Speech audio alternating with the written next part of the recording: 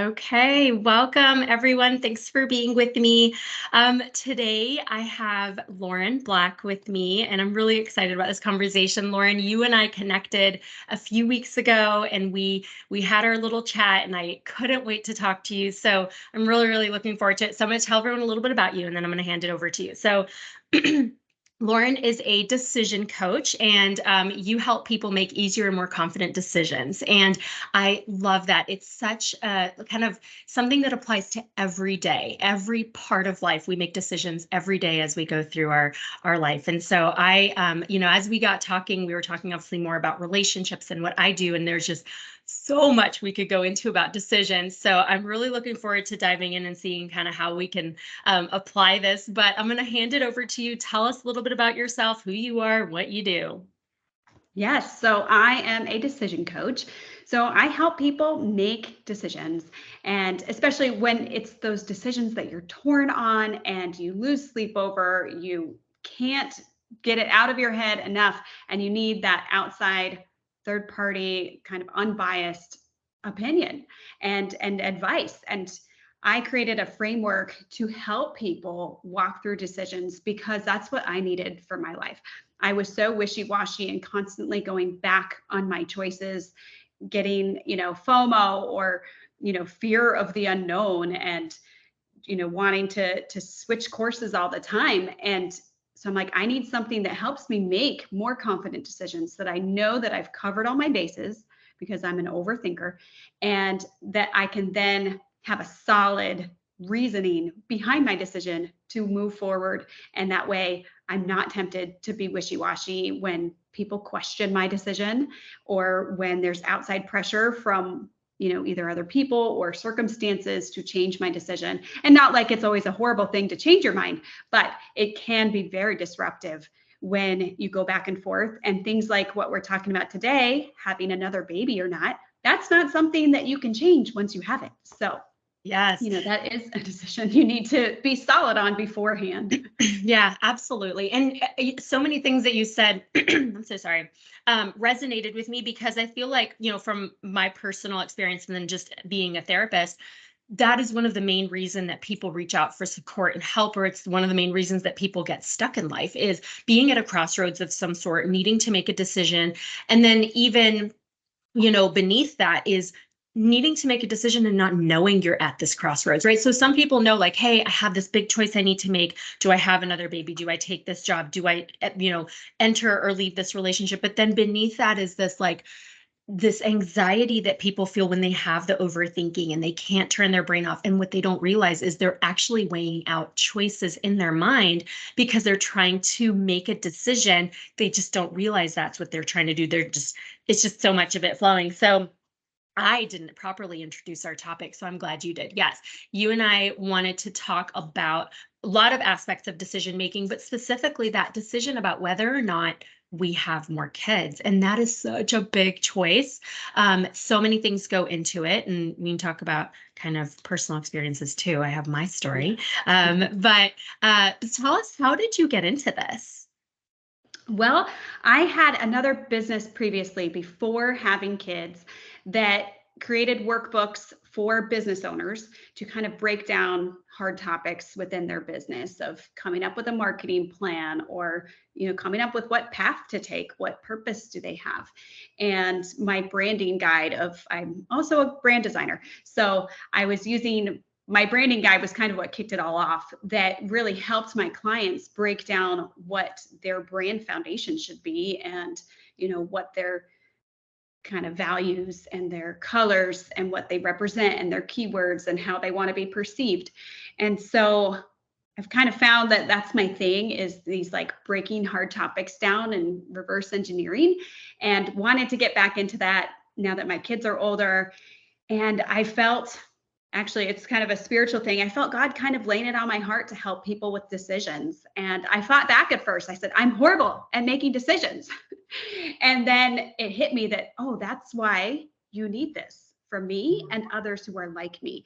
And so I've taken that kind of reverse engineering, you know, technique of mine and like what I used for my branding. And I've broken it down, and that's how I made my framework. And now I have workbooks that I create to help people through specific decisions so they can kind of take care of digging in on their own and be able to come up with those answers on their own without even the one-on-one. And if they need the one-on-one coaching, I'm here for them.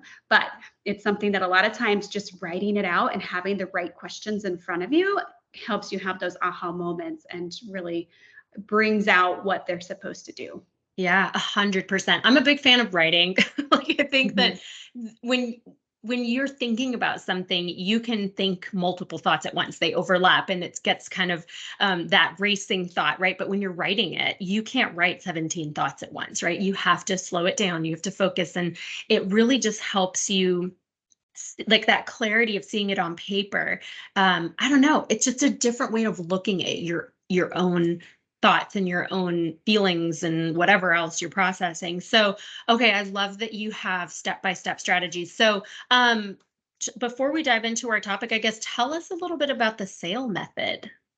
Yes, so that SAIL is an SAIL, and this is my decision-making framework. And this is what I base all of my decision guides off of, all of my coaching sessions, so that we have kind of a step-by-step process. And some people come up with their answer within the SA, and that's all they need. And then some people by the I, they know. And if not, the litmus test is the end. So the SA is self-awareness.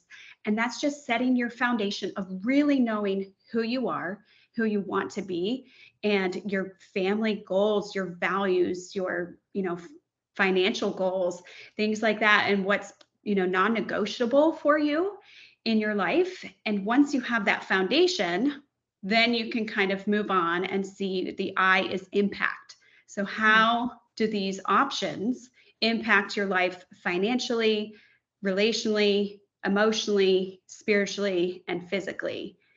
And then from there, once you've seen all of the different impacts that it has on you, you can take the litmus test, the L. And that is figuring out your priorities and looking back at that foundation of your self-awareness and figuring out, okay, what is my top priority within this decision and within my life? And then how do these options kind of play into that? I love it. Self-awareness I love that that's how you start, because ultimately, if we don't know what we're working with, like, why are we even trying to make this decision? What do we have to take into consideration? What are the aspects? Because self-awareness entails, I imagine, for you as well, like all the aspects of it's not just what you want, but like who else is involved in this? Who in your life will be needing to be considered? But I love the impact, because I think, when we talk about decisions, there are some people that think a lot about what they want to do before they do. And then there's a lot of people that are pretty impulsive, and they just, make a big choice or a small choice or whatever. But taking that whether it's a little bit or a long time to really think about the impact that this decision will have is such an overseen, or I don't even know what the word I'm looking for, but like we maybe overlook it, right? A lot of the time, because we go with what feels good. Like right now, this feels good to me. And I think making this decision will really fulfill what I want and fulfill what I need. But it may, it's just later that we can look back and be like, oh my gosh, that was not a good choice for me. And I feel, either some regret or just wish I would have given it more thought. And so, as we kind of, take what you do day to day and then bring in the marriage or the relationship piece, how have you seen this? Like when you just think, even if it's not something you've done professionally, but I bet personally you've seen this too. How do you see decisions playing a role in relationships and marriage? Yes, well, it complicates them because you have your wants, needs, and desires, and then you have to consider your significant other's wants, needs, and desires. And sometimes they're in conflict. So trying to figure out what's best for you as a family unit is important. And that's what those impacts do play into that. And self-awareness too, of what's beneath the surface of why I actually want this. And is there a different way to fulfill that longing that, might not be at the surface level? You might have to dig a little deeper, and then figuring out, how do we accept it if our spouse is dead set on the opposite of what we want. And so working that through with them and communication, and yeah, just trying to make sure that you're not going to fall apart when it comes down to troubling decisions that you're torn on. Yeah, it's hard enough to get to a good decision when you're just doing it by yourself, right? When you don't really have to take into account anyone else's opinion or their input. And then, so, there's teaching that. There's teaching how to be confident in your decision and how to really think big picture, right? Because when we look at just right what's in front of us, it's easy to maybe you just don't have all the information, right? So it's hard to make a decision when you don't have all the different pieces that go into that decision. And then when you open it up and you've got two people looking at different pictures and different pieces, and just it complicates it. And then I think that the emotional piece of committing to a decision, right? So if you're committing to a decision you're making by yourself, there's a lot of fear that people have to work through of, well, yeah, I've really worked through all the different aspects. I think this is the right choice, but oh my gosh, what if it's not, right? And so there's that, like, just go with it, take that leap of faith, and you just get to a point where if you've examined all the evidence and all the pieces and you really decide this is what you need to do, there is that leap that you have to make where you just go with it. And then when we factor in another person, sometimes the other person looks at our decision and is like, that's a really bad choice. And that hurts, and that brings about all kinds of, like you said, conflict and complication, because it may be that they're right, but we're attached maybe to our decision, or we're impacted emotionally by why we got to this decision. So I just threw maybe like 4 topics in one. That's really going to be hard to unpack. I feel like we're going to need to talk for a really long time. So I don't know. I threw a lot at you. What jumped out at you there? I guess we should just start with going back to the core topic of, how do we decide with our spouse when, whether or not to have another baby and whether we're done. Yeah. Okay. So how did you get specifically interested in that on your own? And then obviously we were both interested in talking about it, but what drew you to that? Well, this was the number one topic I struggled with before getting into decision coaching. Yep. And I was like, okay, if I can come to a conclusion on this that I'm happy with, then I know that I've done something right with my decision guides. So that was the decision I used to create my general decision guide. And I do want to create a specific decision guide just for this with these questions. But yeah, my husband and I, we have two boys, very high energy, pretty crazy. They're about 3 years apart. And I had always wanted 3 kids. And definitely always had wanted a daughter. And we had kind of situated, we had settled on just having the 2. And then my sister got pregnant with her third. My sisters both have 2 boys, and then an age gap, and then a girl. Oh, goodness. So when the second sister got pregnant with her girl, and everyone I know says, oh, your turn. Like everybody, that kind of threw a wrench into things. And it made it really, really hard for me, because I had always wanted a girl and always wanted 3 kids. But my husband was done. So that's something that we've, had to process and go through ourselves, and been a big thing in my life. Mm-hmm. Yeah. Ditto. It's a little bit different. So we have 1 boy. And I always wanted 3. My husband wanted 2. And we were like, okay, we'll get there. Like, let's just see how the first one goes. And then after we had our son, it was a really hard first couple of years for me emotionally. Like so sorry. I mean, I think I had like nannied and taken care of kids, and I was like, I know what I'm doing. And it was fine on the like taking care of him side, but internal, I had a lot of issues personally. I had some kind of mild postpartum. The first 2 years of his life, I had an eating disorder. It was really hard. And I didn't handle my anxiety, reared its beautiful face a little bit more intensely than I ever thought I even possessed anxiety like that, right? And so I had to navigate that and work through it, and it was fine. But it was a part of like, I'm scared to do this again. I don't know that I can do this and be the kind of mom that I want to be. But before we got to that, my husband was like, I think I'm done. And I was like, oh God, what is happening? This is not okay. I want more. I want more. And so we had to start having that conversation. But then as I grew and was like, like really just trying to be self-aware, right? Learning and looking at myself objectively, because the emotional side of me was, no, I'm supposed to have more. I want more. I'm one of three. How can we just have an only child? That's not okay. But then as I was paying attention to what I was feeling and what looking ahead, the impact, right? How this would look if we had another kid, how it would impact my body issues and my obviously awesome brain. But then the one of the largest pieces was our marriage. Like loved I married him for a reason, right? I wanted so badly for us to be able to nurture our marriage. And that goes a little bit to the back burner when you have a kid that requires all your attention. You don't have as much time for your marriage. And as Tristan was getting older, I was like, I don't know that I want to put it to the back burner even again, because it's not like there's no middle ground. Like it's just going to keep going, hence my whole reprioritize your marriage program, right? So it was a mix of like, what do I need? What does our marriage need? What does my husband need? And it's so hard to think of what kind of like for you, your husband was in a different place.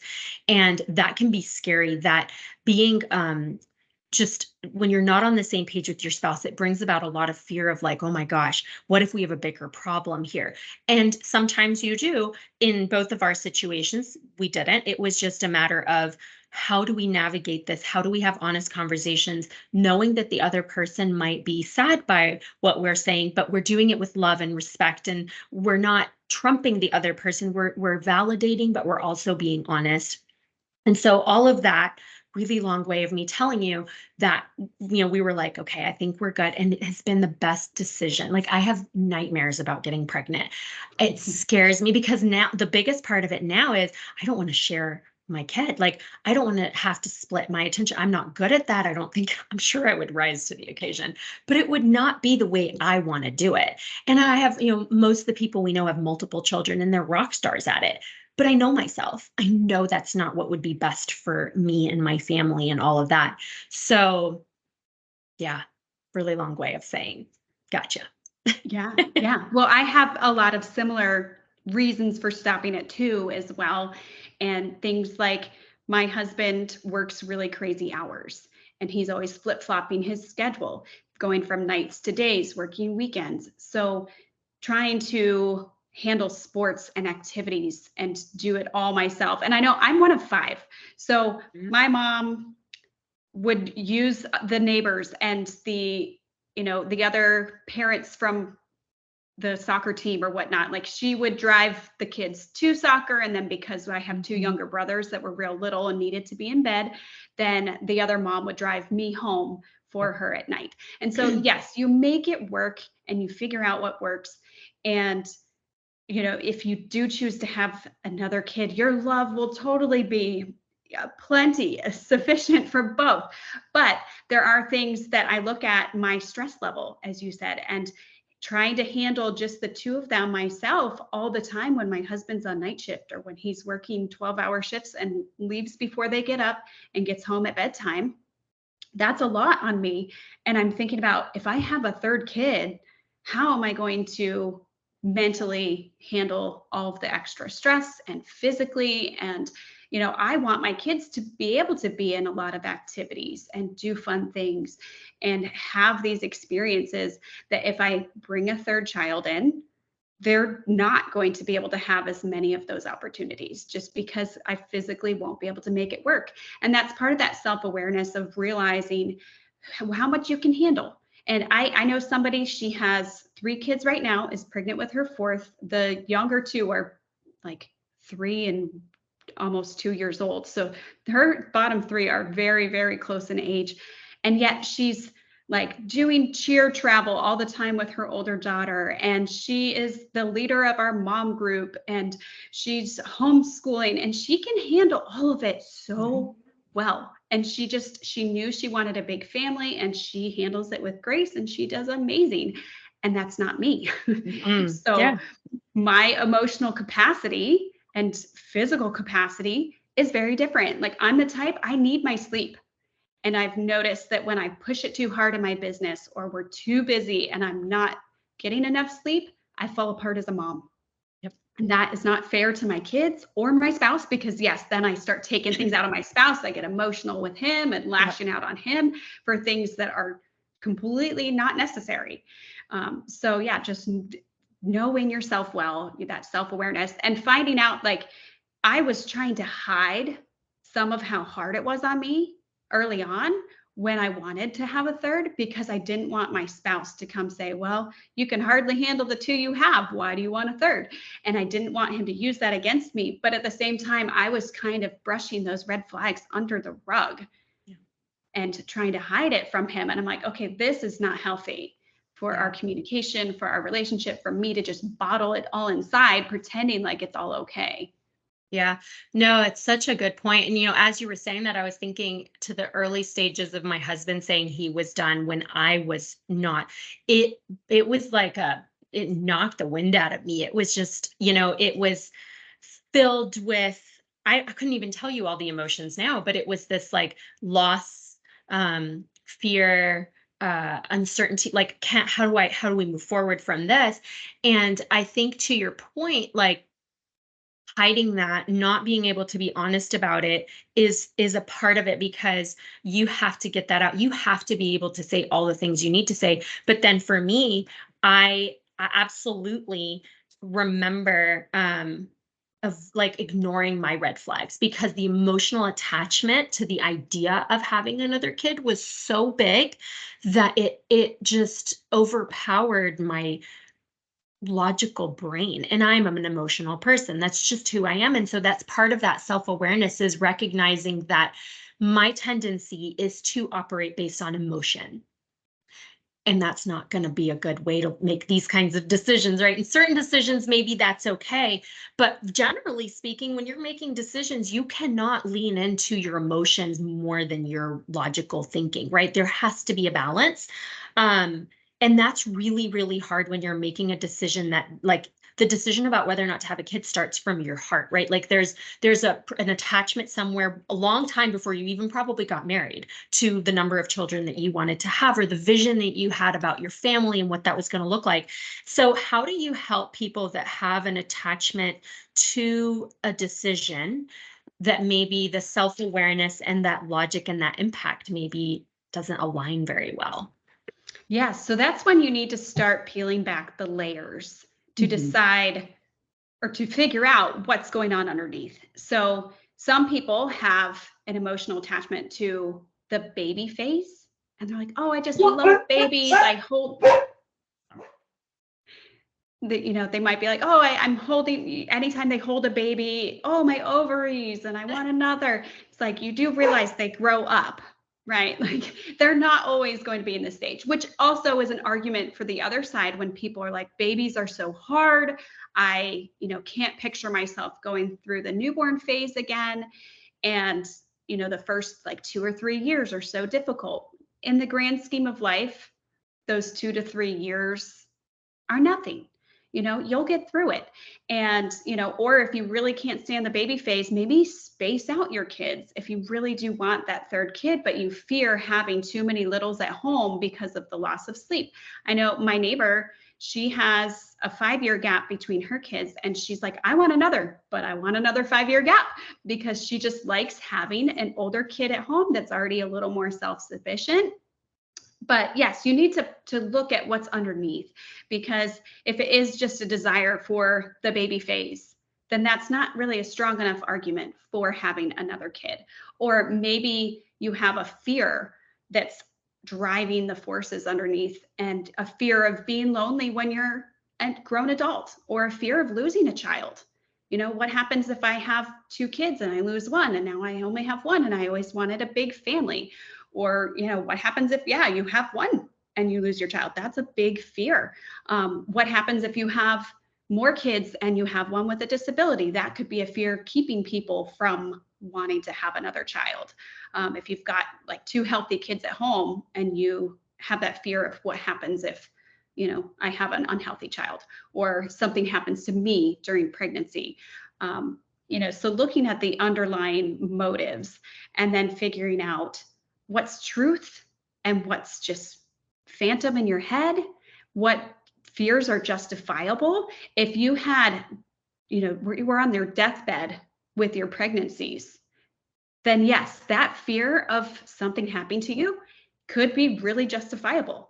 But if you were fine your whole pregnancy, then maybe that's just a fear that you need to overcome and conquer. And then you look at, for me, one thing with the whole daughter situation of desperately wanting a daughter, I have to think about, what am I trying to fill in my heart with having a daughter? Is it a relationship thing? And could I fill that with someone else? So I have an amazing connection with my mom, which is always why I wanted a daughter. I don't care about the frilly little girl stages as much, and like playing dolls. Honestly, I'd rather play the boy things. My boys, we have fun playing trucks and digging in dirt and going outside and doing sports together. I could care less about playing dolls with a daughter, but I want that grown-up daughter. It was always on Mother's Day when you see people posting Mother's Day pictures. It wasn't the pictures of the moms with their little girls that tugged on my heart and made me longing for a daughter. It was the adult girls posting about their mom best friends. And so I had to look and say, okay, is it really a daughter that I need to fulfill that relationship? I have two amazing sisters. I have an amazing mom. I have a great group of girlfriends. So I can fulfill those, girly conversations on the phone one day when I'm older with other relationships. It doesn't have to be with a daughter. And yes, will it be hard to see my sisters with their daughters growing up? It will. And there will always probably be a longing for that daughter that I never had. There's a grieving process that goes on when you decide to not have any more kids. And, but that could happen whether you have 1, 3, 10. There will always be a last. And so you just have to look at the underlying motives and what you're trying to get fulfillment from, and whether you are putting, some people put so much of who they are into their kids. That my parents, having 5 kids, when my 5th, the youngest, went off to college, my dad went into a depression. He was like lost. And as you work with people's marriages, like my parents had to relearn how to be a couple, because their entire life and world was the 5 of us kids. And so, they put all of their everything into us instead of themselves, their own friendships, their relationship with each other. So yeah, just looking at what your motives are. Are you living vicariously through your kids? Are you, getting your only peace and joy out of your kids? Yep. Ooh, so much gold there. I love it. I think also to add to that is just because we want it to look a certain way doesn't mean it's going to. So like I've had people who are like, well, I want to have multiple kids because I want them to have each other as we get older, as their parents, like we get sick, like they need to have each other, rely on each other. And then those kids grow up and they can't stand each other. And it's such a tumultuous sibling relationship. Or I've had people, and older adults who look back at their children and they're like, why my kids hate each other even now in their 30s and 40s, right? And so you never know what you're going to get. And so you're to your point, your choices can't be about this fantasy, what I want it to look like. You can think about that. That's fantastic. You will, as a parent, like as soon as you find out you're having a kid, you start seeing all the things that you want for them in their lives, and how you see your life with them. But I think part of that realistic side of us has to always be mindful of, like, if it doesn't turn out that way, would this still be a decision that I would be happy with? Like, what if I have those extra kids? What if I get that daughter and we don't have a close relationship? What if she is just, for whatever reason, something happens? Or what if I get pregnant again and it's a boy? Like, what if the siblings don't grow up to love each other the way that my siblings and I, whatever, it's that what if? And we can't control that, but we do need to just look at that, consider it, be like, will I still be happy? with this decision if it doesn't pan out the way that I want it to? And that's where I think a lot of people, they just don't think about that. And so then what happens, fast forward to that time period that they were really looking forward to, or that image in their mind that they wanted to play out, when it doesn't happen, or it happens and it's very different than what they imagined it, then they experience that depression or real just dissatisfaction with life. And then it opens up this whole other, now there's maybe some regret, or there's some self-worth issues, or just all kinds of negativity. And that's where I'm like, oh gosh, okay, so we've got to go back and unpack. Like, you are where you are because of that picture you attached yourself to, that image in your mind that you were so, you looked forward to it to the point where it became your lifeline. And now that it's not here, we have to work from a therapy standpoint. I spend a lot of time with people like that, really working on understanding that, where, how to grieve that, how to detach from it, and how to create a new image that may just not be at all what you thought it was going to be, but it's what you have. So you have to live with that. Yes, yes. So that's definitely part of coming up with whether or not to have another baby. And yeah, if you think about, people have asked me, well, if you get pregnant again and have a boy, how will you feel? And I'm like, I will die, because my boys are so crazy. Like, I love them to death, and I wouldn't trade it for anything, obviously, now looking back. But if I did have a third boy, it just, I feel like I would definitely, there would be disappointment, there might be a little depression. And so I'm all investing it all into the thought of a girl. And as you said, like, you have this vision of this amazing relationship, and yeah, it's not always reality. It won't always work out the way that you want it to. And so yeah, just being grounded in your reasons for having another child or stopping your family. Or there's also, we haven't even gotten into adoption. So there's a whole nother, that's a whole nother conversation of whether or not to adopt, and, whether that's for your family or not. But there are different ways you can expand your family. You can guarantee you have a girl if you adopt a girl. Yeah, this is very true. Well, and let's shift a little bit into something else that I've seen a lot. And this is I don't know if you've kind of worked with people similar to this, but I've had a lot of couples that have made the decision to have another baby to save their marriage. I struggle with that one, because a baby will never save your marriage. A baby will always add more stress and struggle to your life. And your marriage is not, like, if your marriage is already struggling, then adding another struggle to it will just, and I'm not saying it always causes a problem. In my personal experience, I've always seen it to cause a problem. In my professional experience, rather, it has never met the initial need, what they were setting out to do or to accomplish by having this next baby. Didn't really pan out. And so then, that takes us into when you make a bad choice. And how do you navigate people who have, or do you see people who are like, okay, I already made this really bad decision. Now I'm having to live with the fallout out of it. I'm coming to you because I need you to help me decision. I don't know, like, what happens when we make a bad choice and now we have to figure out how to redirect it and get back on track? Right. Yeah. Well, I think the first thing is giving yourself grace, because we all make bad choices at times, and we all choose things that we might have regrets for. And for most things, you can reverse your choices. Obviously, with a kid, you cannot reverse your choice. So this is one permanent, thing. That is your child for life. But for most things, if you quit your job, you can find a new job in that field, and it might not be the exact same company, might not be doing the exact same thing, but you can find a new job. If you move, you can always move back. There are things that you can reverse, and you just have to know that if you never make choices that are scary, then you'll live with the what ifs. And so there's always going to be some sort of mental battle going on, of whether that's a challenge of, oh, I made a choice that I don't like, and now I regret it. Or I didn't make a choice and I live with the what could it have been like. And you'll never know unless you try.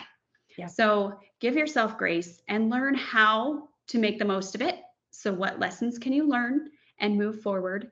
And how can you learn more about yourself so that next time you can make better choices that are more aligned and not impulsive. A lot of times the regrets come when we haven't thought through things all the way. We haven't done our research. We haven't, thought through. It could be where, spur of the moment, your best friend just got pregnant and you're like, let's try for another baby. And then you're like, oh, wait, that was very impulsive. Like maybe we should think through this a little bit first. And or you're like, hey, my marriage is struggling. Let's throw another baby in.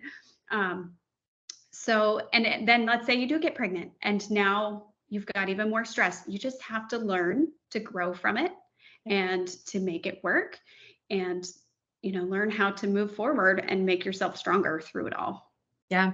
And one of the themes in what you and I both do is empowerment, right? So what we teach people is that you have the ability to make choices, that you're not stuck in anything in life. And that choice could be something tangible, like making a decision to go here, do this, change this, or it could be something internal, like change your mindset, change your attitude, right? So, like you were saying, when we find ourselves in positions where we have options, then we really want to take the time to sift through all of the aspects to make that best decisions. But when we're in a place where the decision is made, or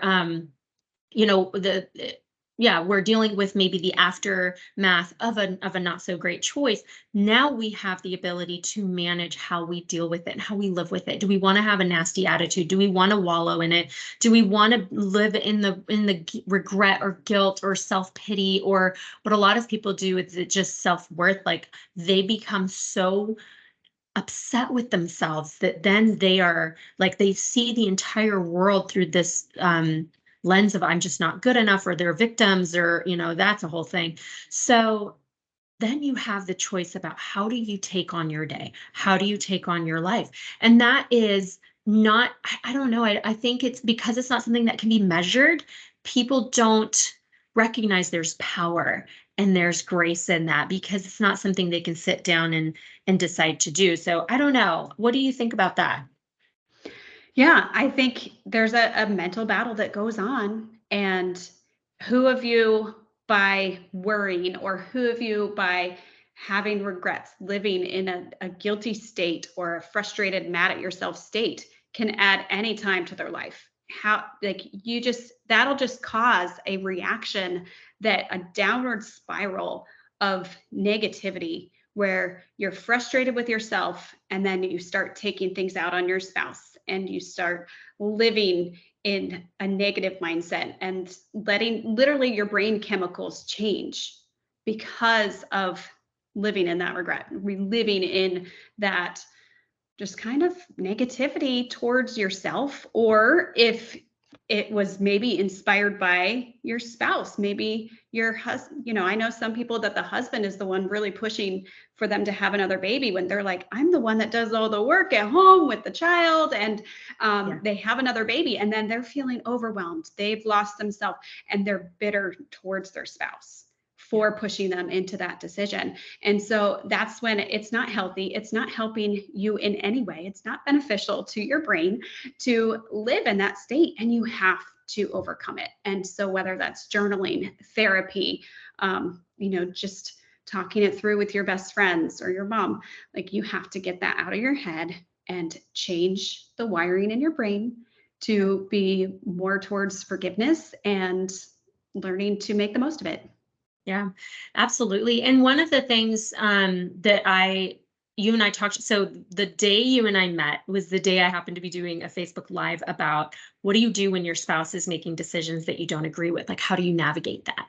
And so we talked a little bit about that because that's also it's so hard to be in a position where you're trying to be a supportive spouse, you're trying to really do things as a team, but you don't agree with what your spouse is doing or the decision. And so that can be something small, something big, like financial decisions, business decisions, parenting, whatever. But when we're talking about this decision to have another kid, I think what a lot of the time happens is someone wants it so badly that the other person eventually just says, okay. And then what you were saying, when struggle hits or difficulty kicks in, then unfortunately we see hurt, resentment, blame, things like that. And that is so hard to heal from. And so, as we kind of wrap up our time, maybe let's focus a little bit on like right now, if someone's sorry, this light is all kind of weird coming in the sun here. If someone's listening to this and they're like, oh my gosh, I'm at this crossroads. My husband and I are trying, or my wife and I are trying to decide if we have another kid. What are some main things that you would really want them to sit down, talk about, write about, really reflect on? What would you suggest? Yeah, so I would suggest going through that SAIL method. And so looking at self-awareness, and have you individually and as a couple considered the long-term personal and career goals, your family goals? How does that align with having another child? And what are your current life circumstances? Because sometimes it's not a matter of should we, it's a matter of when should we? Because maybe you know that you want another child, but the timing might not be right now. So looking at your life circumstances of current career, finances, your goals, how does the baby fit into that? And, looking at who handles the household and the kid responsibilities. When you add another kid, you are adding more time that needs to be dedicated. And so you're getting on the same page about what will that look like when you have more, and who will be handling those.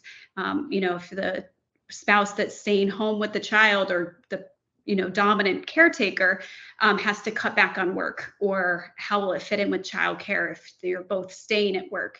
And then looking at what have you learned from your experiences with your other children, if you have kids already. So what can you apply from, knowing, okay, I really struggled with getting sleep and that was hard for me, and figuring out, is there a solution for some of those burdens, and talking it through ahead of time, because maybe neither of you are willing to sacrifice your sleep, and that could be an indicator that you should be done.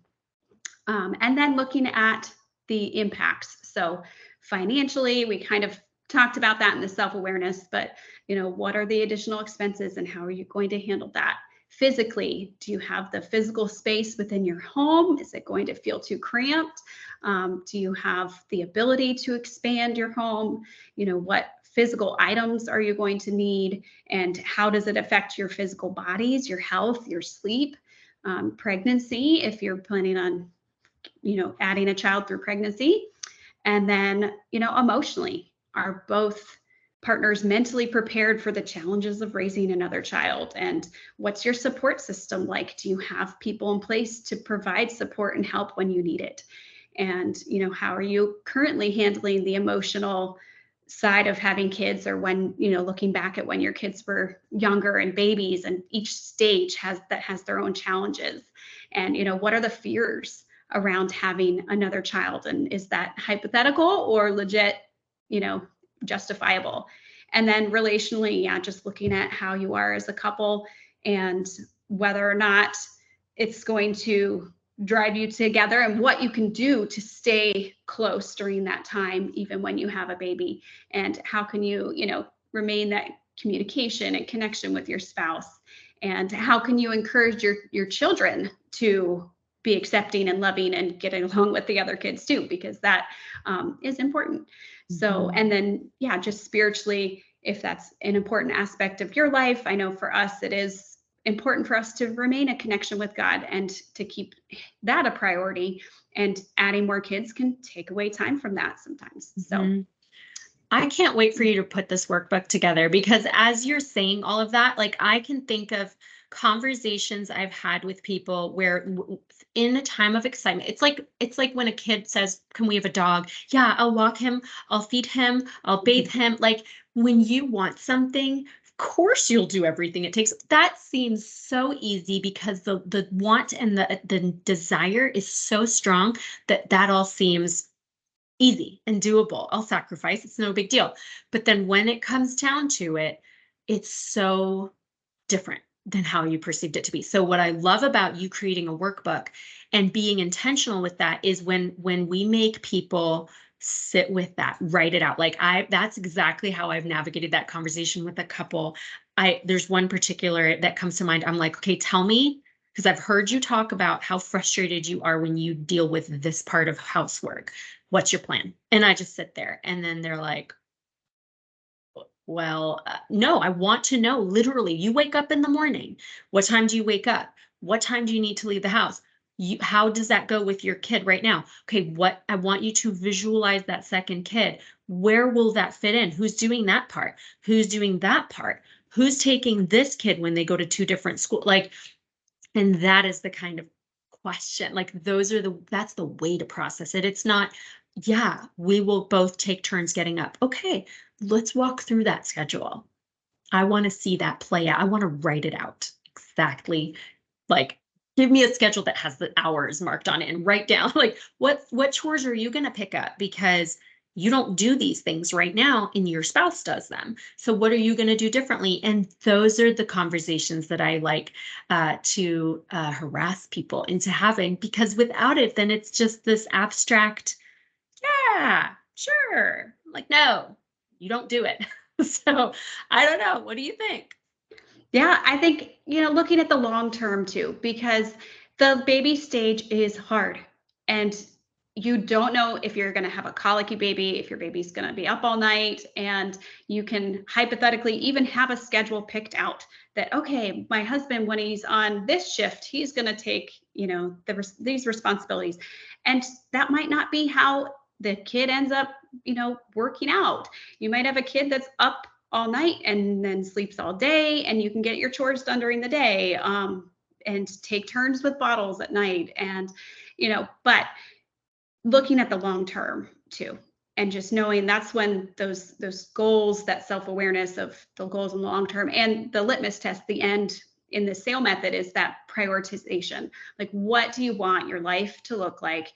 Earlier this year, my dad had a health scare. And we thought at one point that he could have, a year left in his life if the skin cancer he had was a certain type. And so that kind of gave us all this kind of that freeze moment where you look at your life and see, what do I want for my life? And for me, even though I've always wanted that daughter, I was like, I want to travel more with my kids.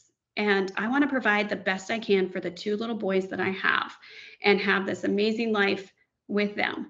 And so that was kind of a defining moment for me, of looking ahead of like, if if my dad were to pass, or if one day when I die, like looking back at my life, what would I have wanted my family to look like throughout the years, and not just the little stage when they're 2 years old and things are tough.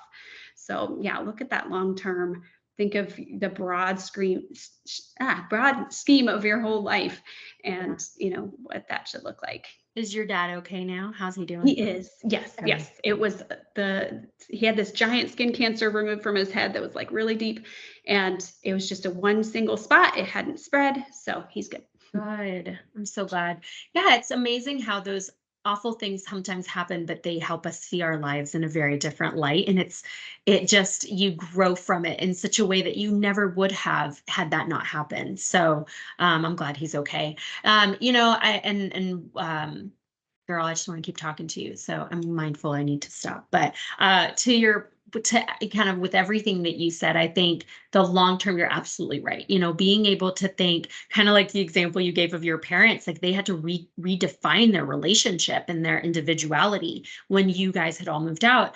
And that is, I don't know, I think depending on how you see life, maybe it's something we could all train ourselves to do. Like, I love that you were talking about, like, how do I want to I don't want to have any regrets. Like, how do I live my life today? And how do I plan ahead to the best of my ability to make sure that the way that we're raising these kids, the way that we're running our family really matches our values?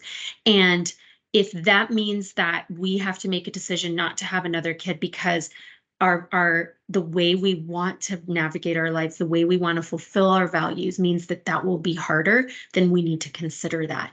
Or maybe you're not done. Maybe you need that other kid to really kind of bring it all together and fulfill that, I don't know, whatever it is that you need to fulfill. And so ultimately, our takeaways: do not take these decisions lightly. Write them down, think them through, talk about them, listen to your spouse's objections, take your time navigating why they object, and how do you make sure that you are listening with objection, like really rational perspective rather than emotional.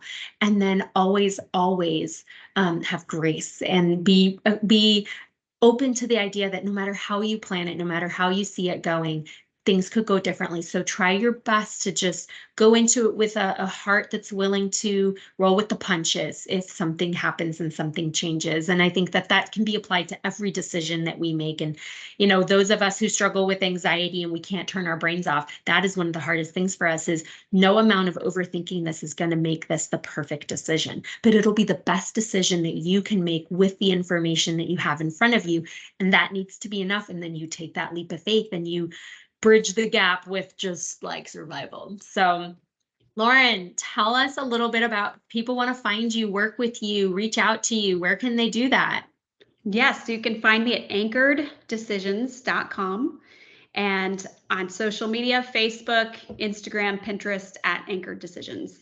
Perfect. And I'll link to everything. And if someone wanted to learn more about your sale program, so they'd learn that at Anchored Decisions, and then it sounds from what you said earlier, there's the option to do kind of an on-demand asynchronous program. And then if they want to work with you directly, they also can. Did I get that right? Yes, so I have one-on-one coaching available, and that's just through the tab of coaching on my website. And then in my shop is where you'll find all of my decision guides. And I have some for business and some for life decisions, and I'm working on populating that. Right now, there aren't too many in there yet, but I do have a general decision guide that I created as a kind of a catch-all, and it doesn't have as many specific questions for a decision like this, but it still is a cover all that will help you get through the decision of no matter what decision you're facing. Yeah. Love it. Thank you so much. This was so fun. So you and I have already talked that we're going to plan to do another episode together, and then we're going to plan to do a collab Facebook Live. So everyone stay tuned for that. We will figure out when we're going to do that. We're both pretty busy, but Lauren, thank you so much. This was so fun. I look forward to talking to you again soon. Yeah, thanks for having me. Bye.